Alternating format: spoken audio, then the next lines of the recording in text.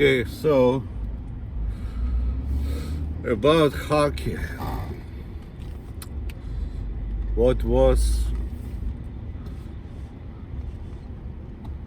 long time ago. So I'm gonna speak in English. So I can tell you,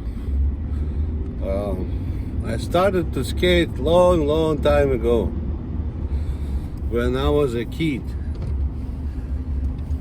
Approximately at 2 years old. At that time, I lived in an apartment which is on the first floor. So, and I see the ice rink, open ice rink, which is like similar to Canadian ice rink, open ice rinks with the light. But my apartment, like I said, at that time was on the first floor. So I had the light going to my windows. And then when I was 3 years old, my auntie said to my mother, why don't you teach him how to skate? Because she was visiting, I guess, that apartment. So I started to skate 3 years old. And then I had different skates. First is like completely for kids, and then I had some other ones, and then I had more like normal ones, like you see those tubes for NHL kind of 70s, beginning of 70s tubes with the boot. But sometimes the weather was so cold, I had like few socks, and on top of it I had another special sock with which basically I cut on the bottom, and you put that sock on top of your skates. So sometimes it was so cold, I was skating with socks inside and outside. But later, I did not use that outside sock. So anyway, I was skating. I had skates like the CCM, the beginning of 70s. The tube and the boots. And I was skating a long time. Because for me, starting like I said, like at 2 years old, I had ice rink clothes. But then when I was like 6 years old, we moved to a different apartment building with a different ice rink. In that case, it was like in that case I was on 5th floor. I didn't have so much light to my windows, and my apartment was not really facing directly the ice rink, so I could see it. I can see it from the window, but with some angle. So when I was young, I actually had my skates on inside of apartment, and then I have those for the blades, those plastic, you put plastic pieces on blades, and I go down to the first floor and I go to skate. So I did not really use boots. When I was young, I actually make everything tight inside of my apartment, my skates, and I go down. And then later, well, I was trying to figure out different things, because sometimes I was asking adult players something, and one guy said, you need to figure out on your own. Many times nobody is teaching you, you need to figure out. That's how actually I started to think about my different techniques or game situations or scoring or angles, whatever.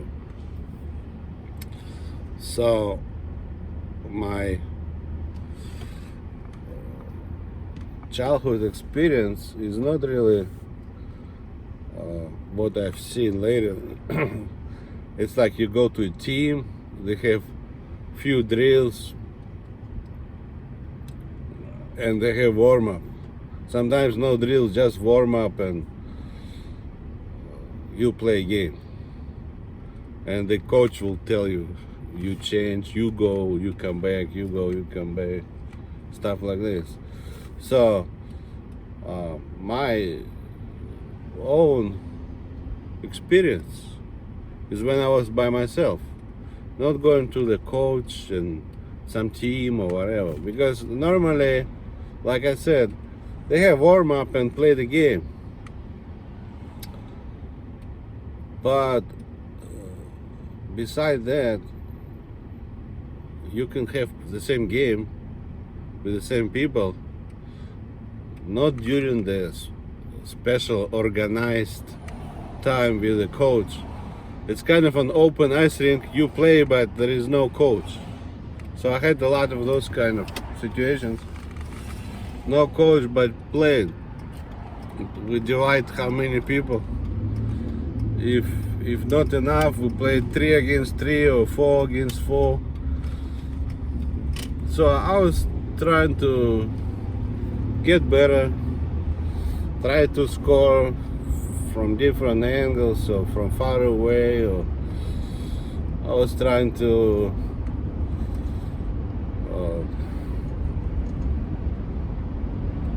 resolve certain situations during the game. If somebody took the puck from me, then I was trying to resolve where it should be and things like that. Different strategies, I guess, my young age strategies. And then at some point, I was very young. One guy came to me because he was living close, and he told me about Swedish guy that they have big talks about what today is called Forsberg shot.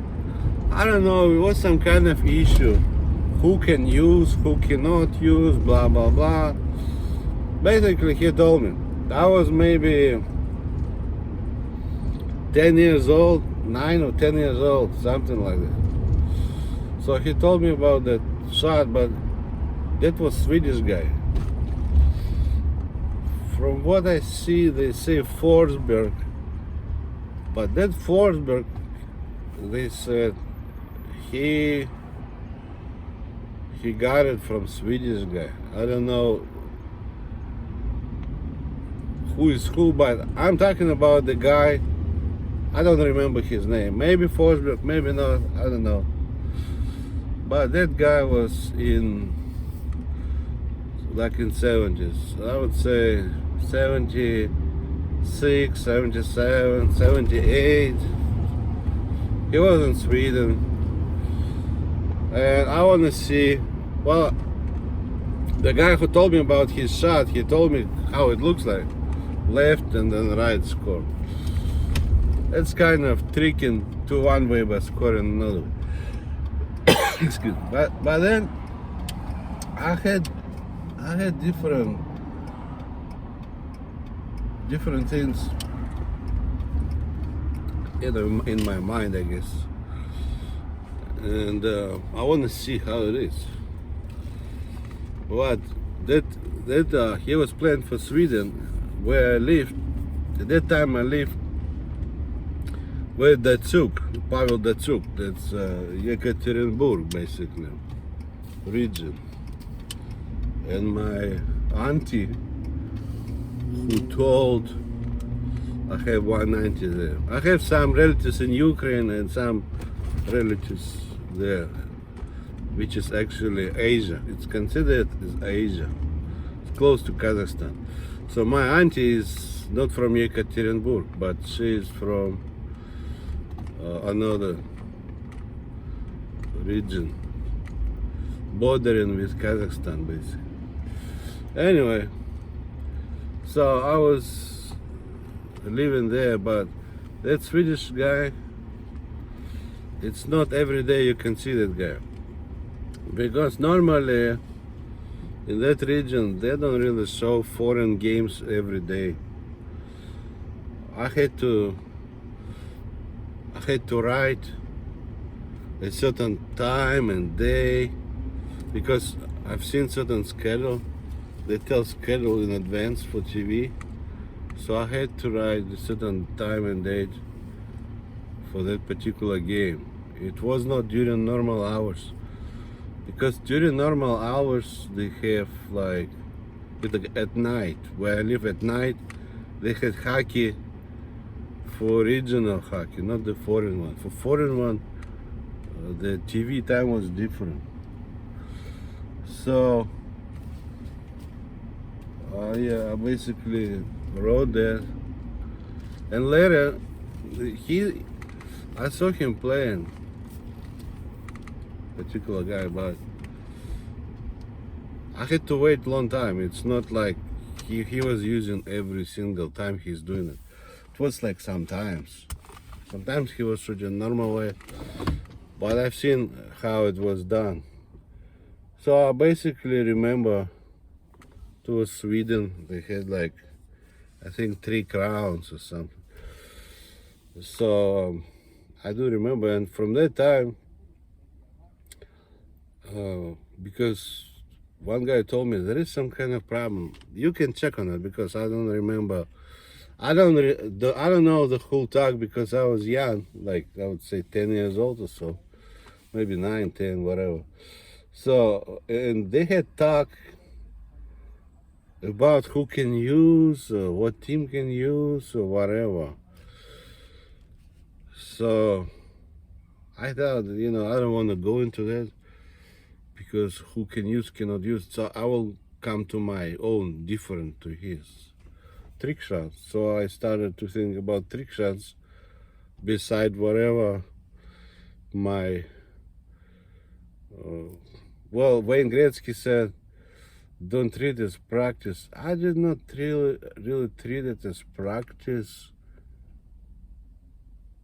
but I just want to achieve the goal, like to score exactly to the place I want.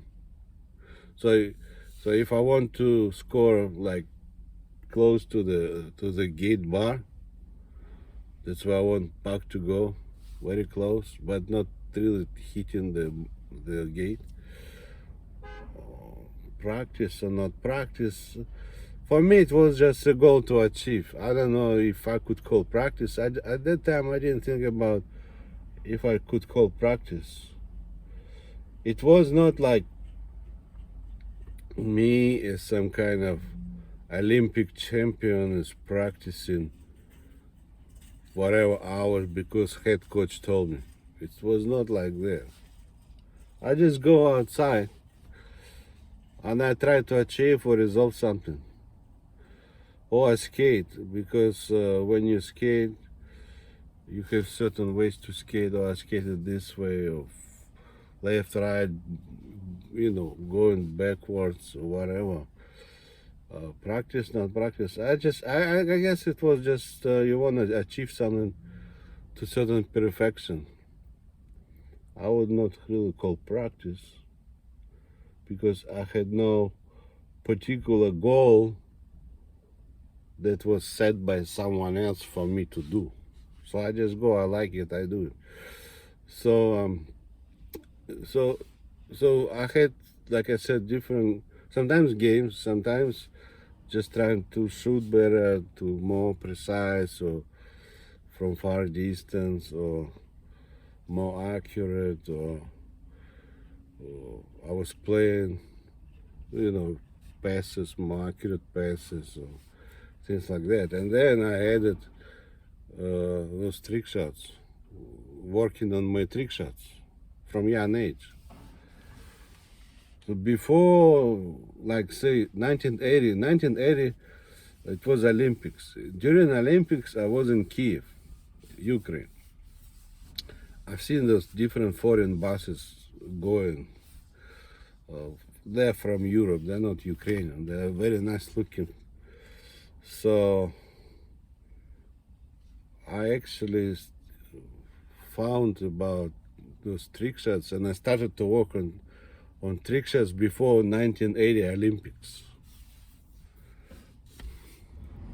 So anyway,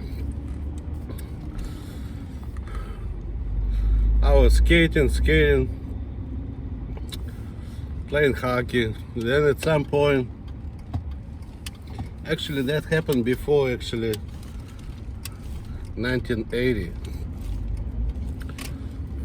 I had the chance to talk to one guy. He said people have, some players, they develop wrong perception, I guess, or wrong view on hockey, because they give pass because of the fear.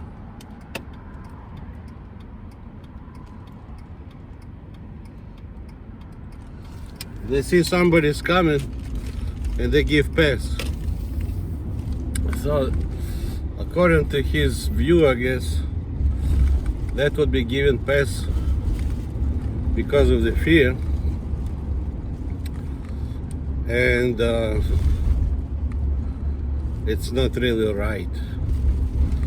Well, he was much older than me. I don't know, maybe he had some kind of education for sport. But I don't know why. He lived like close.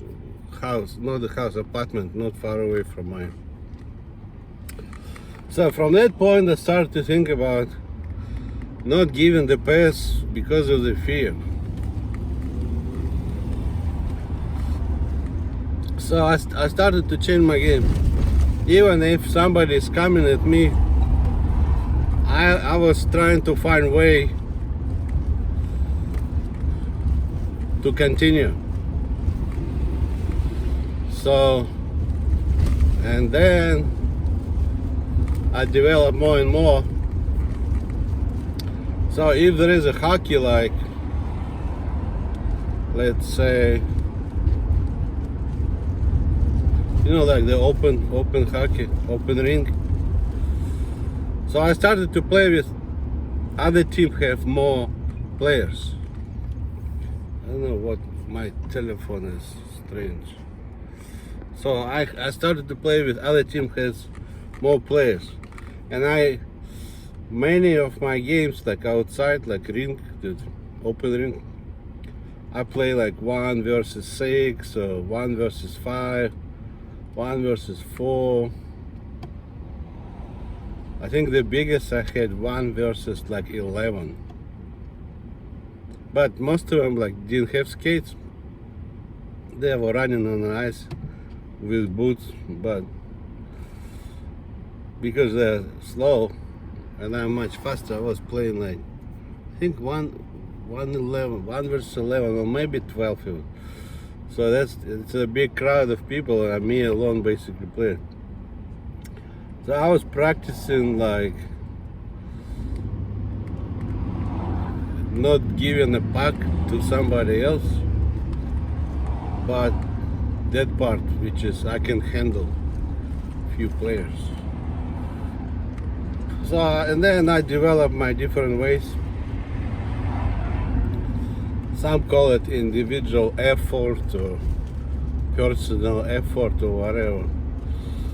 So that personal effort I had like not like 1 versus 2. I had much more people, but not all of them had skates. Maybe 2 skates, 3 skates, and the rest no skates. So I did use that one. Then after some time, that was after Olympics, after 1980,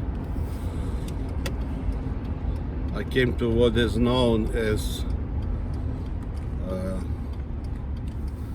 what they call it, Michigan shot. Somebody gave that name. It's not my name. In fact, it was not even in Michigan. That shot actually belongs to like region where Datsyuk is from, and but I was in Ukraine like certain time, but the exactly place where I came to that was where Datsyuk is from, that region. So for me, it's not only that. I came to like,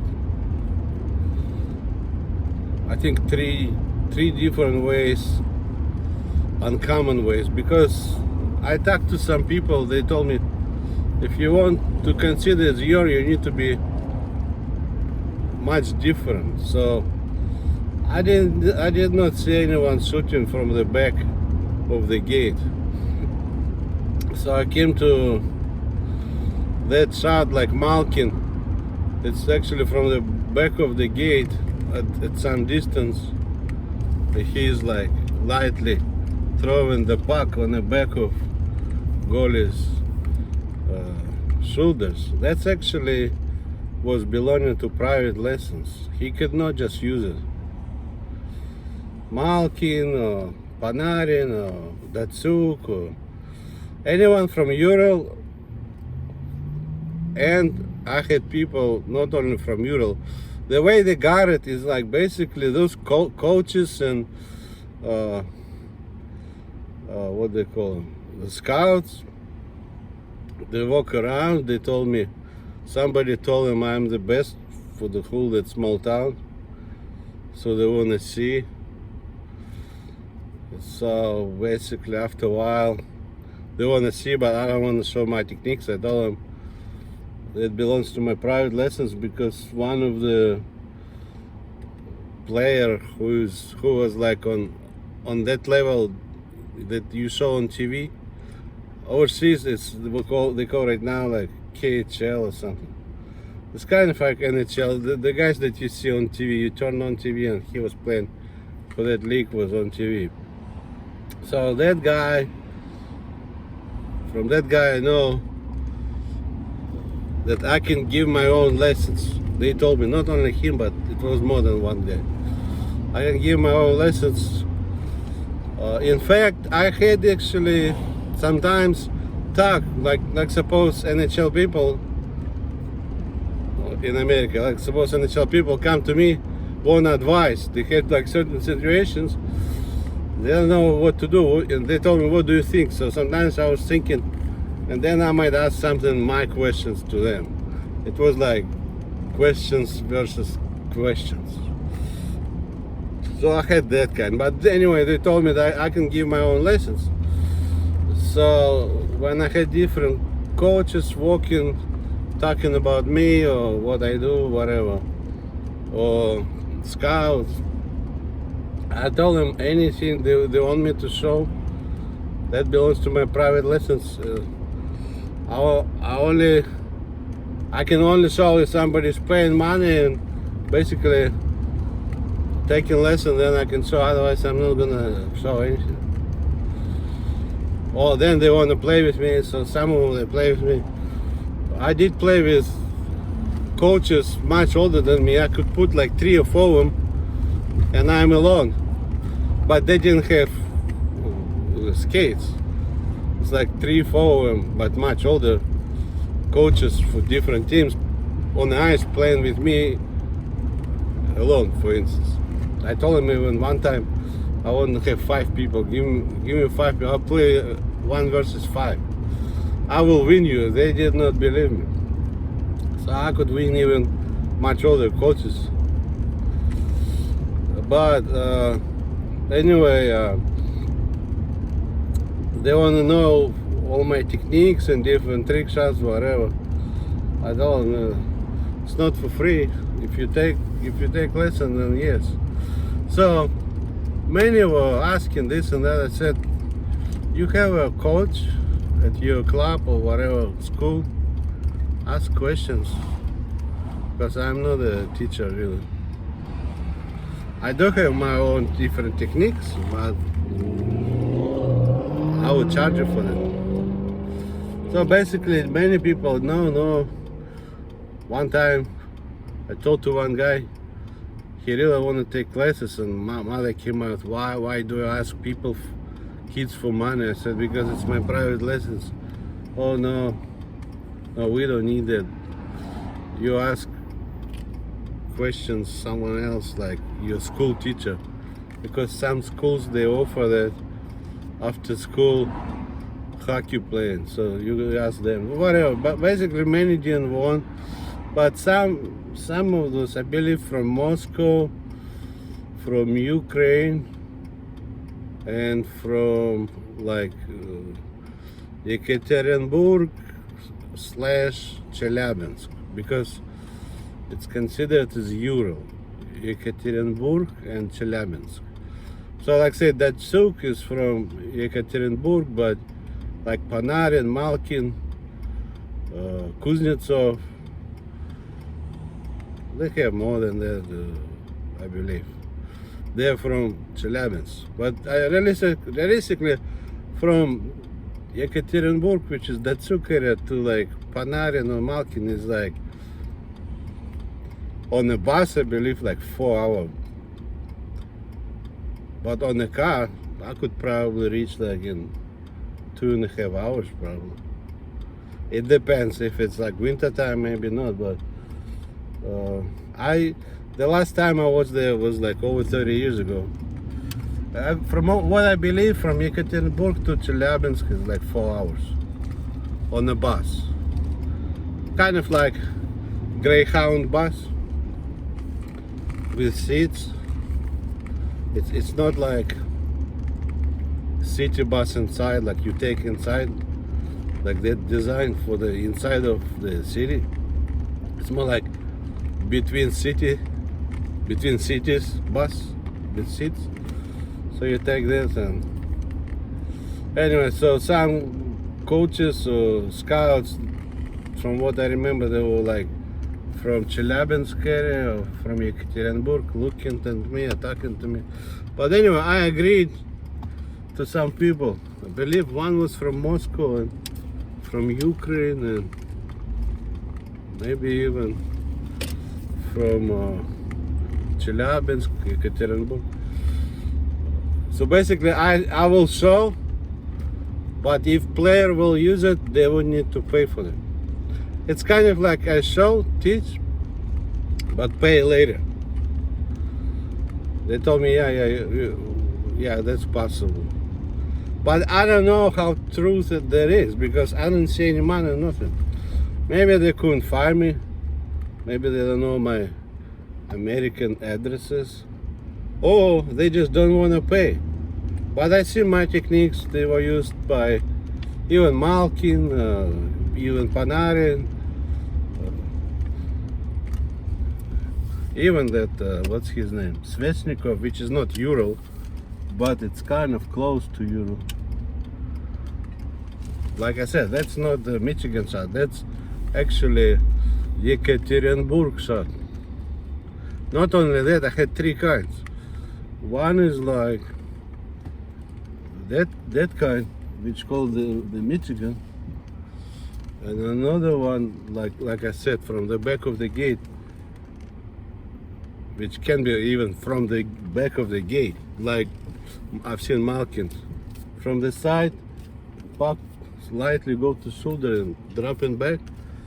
It can be done even right from behind the gate. And then I had like one given and second shooting. I've seen that they use that too. It's kind of like a baseball. One is given from the back of the gate and another one on the front. It's kind of baseball, like that kind. So I had these three kinds from the back of the gate. Now, lifting either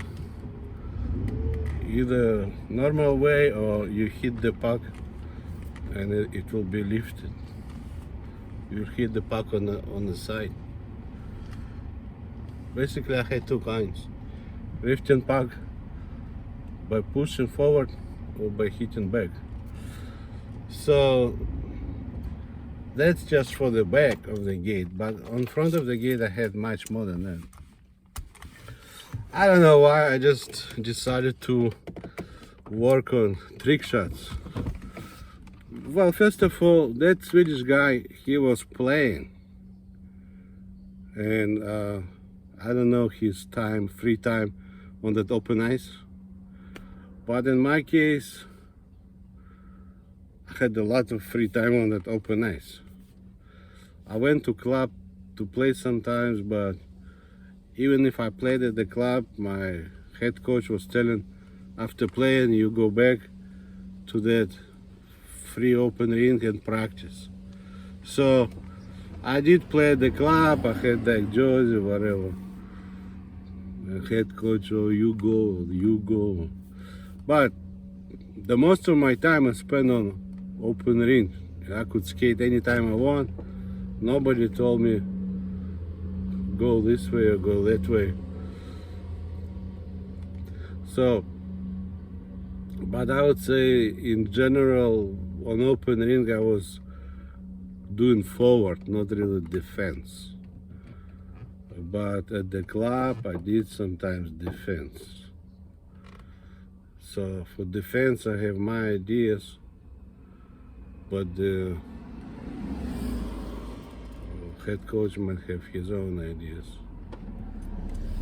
So anyway, and then later I came to America. I guess I actually finished Southern College, and I did think about different software decisions before the programming. I came to different software decisions before the programming and the exploring, because in '91 it was not any exploring. It was some kind of small thing going on with AOL. I've seen in '91 when I was in Manhattan, they were running some kind of cables. So, but that was not like international. I came to my own international network configuration, different ends, different software decisions. Basically, before the programming, you need to decide. And for the network configuration, I did not see anything international at that time. I did study some network configuration or different things. Radio, it was like in Ukraine, but I did not know any network configuration, so I came to my own network configuration for the international market, because that's why I have so many ends. So I did not look too much at the hockey. I had some other things going. And then after some time, like recently, well, I went to Hawaii. I had certain life there. I kind of forgot about hockey. Well, before Hawaii, I did skate like 15 years ago, just for fun. I would say 17. It was 2003. So actually 20 years ago. 20 years ago, I did skate at Anaheim Ducks, the rink, and I went to LA Kings where Wayne Gretzky was playing. And for me, it was just fun just to go.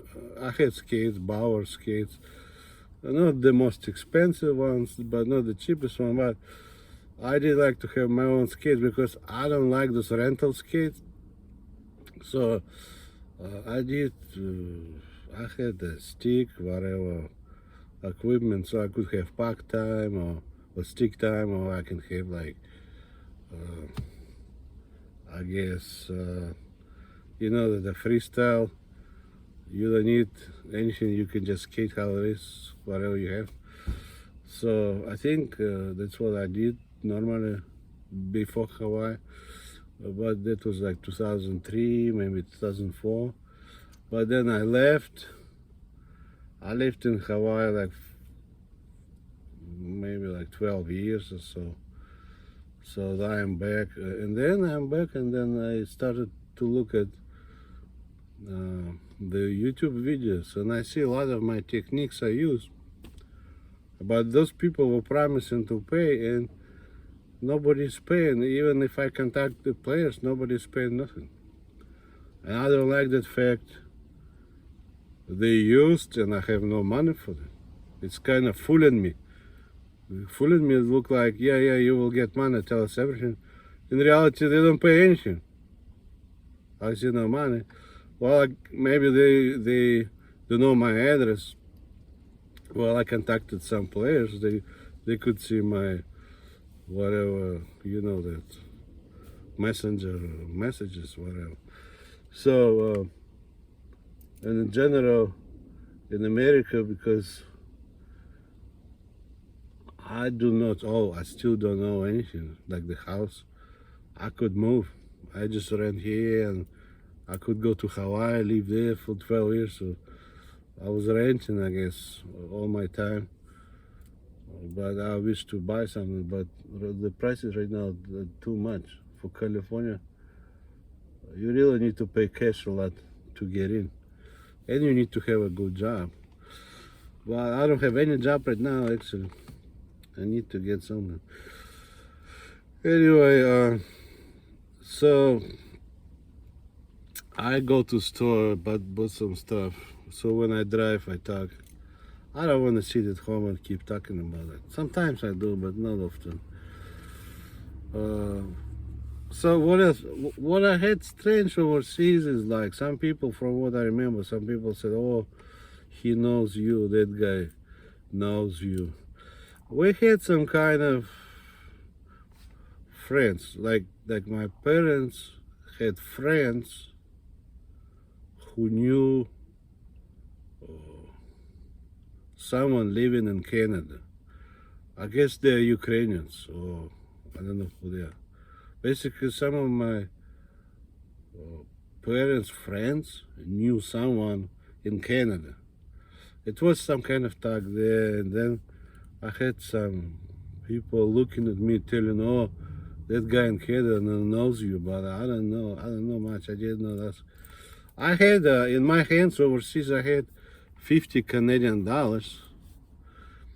So, real 50 Canadian dollars. Anyway, I'm trying to get money. But what I want to say about shopping, I went to shopping. Sometimes I watch this cooking shows, and overseas they always tell about shawarma, some kind of shawarma. So in California or in America, nobody's talking about shawarma. That's overseas, some kind of talk. For pretty much kind of the same. In America, they call burrito. Burrito is some people believe it's Mexican, but actually Mexican people say it's not really Mexican. For them, burrito is like American Mexican. So if you go to American Mexican restaurant or grill, most likely you will see burrito. But if you go to like Mexico, most likely you will not see burrito. So burrito is some kind of, I guess they say, Mexican American way. But it looks like shawarma. Well, shawarma is basically a thin bread, and they put meat inside or veggies, and they roll. The only difference I see for shawarma, they don't put cheese. They don't put cheese that much, but for burrito, it's very common to see not only the meat and veggies, but something cheesy. It's like melted cheese, like, like on pizza, even more melted. Kind of really melted cheese. That would be very common to see for burrito. And for burrito, they not only use chicken, they use ground beef. So they put ground beef and they cook with different spices. And suppose they put on the bread and they put cheese, it will melt. And then beside that, I would say shawarma, veggies, well, lettuce, tomatoes is similar to burrito. But I would say shawarma doesn't have avocado. But for burrito, it is possible to have avocado. So burrito, shawarma is kind of similar. But I would say burrito is more cheesy and it has sauce. Always when you buy burrito, you get sauce. So you can put sauce inside. One is like based on tomatoes. Or they might have few kinds based on tomatoes. One is like roasted one, and one is not roasted one.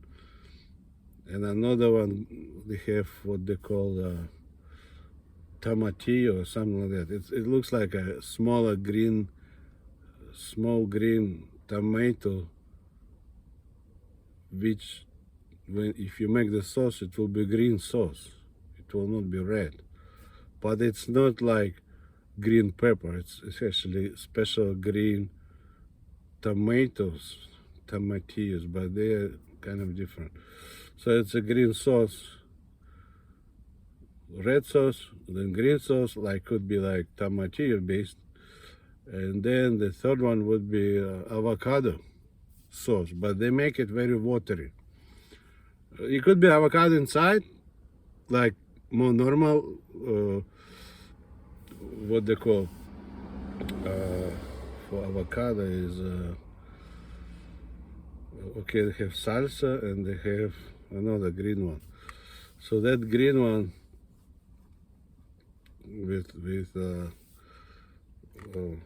avocado, they can put inside, but it's thicker one. But sometimes they don't put avocado inside. But you can get that a little bit more watery avocado sauce. So comparing to shawarma, I think burrito is could be more saucy and more cheesy. But the rest would be the same. So I'll make avocado. I'll get avocado. I'll make avocado and I have chicken. I'll make burrito. I got 12-inch burrito, the bread, burrito size. I'll make burrito just to show. Anyway, that's shortly about hockey and whatever I have today. I might talk later. So for the burrito, it will be a different video. Have a good time. Bye.